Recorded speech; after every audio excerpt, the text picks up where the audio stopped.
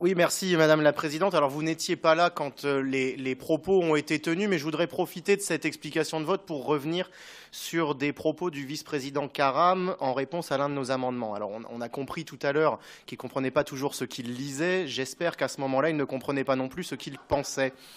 Car si on reprend la réponse à notre amendement numéro 27, demandant à ce que la promotion de l'esprit de défense et de résilience soit ajoutée au champ de ce rapport, en substance, M. Karam affirme que l'esprit de défense est un enfermement sur soi et n'est pas une valeur positive et donc ne peut pas être ajouté à ce rapport. C'est en substance ce qui nous a été répondu, vous vérifierez sur le verbatim.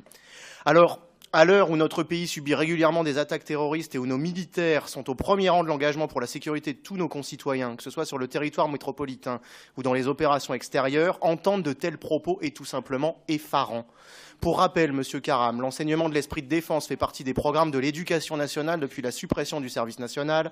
L'esprit de défense est encouragé officiellement par le développement des réserves opérationnelles et citoyennes.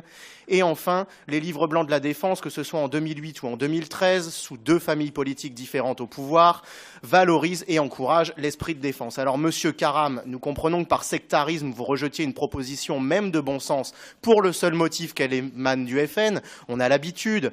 Mais avec cette affirmation, ce sont les morts pour la France, les anciens combattants et les militaires actuels et futurs que vous insultez. Je pense qu'ils attendent à minima vos excuses.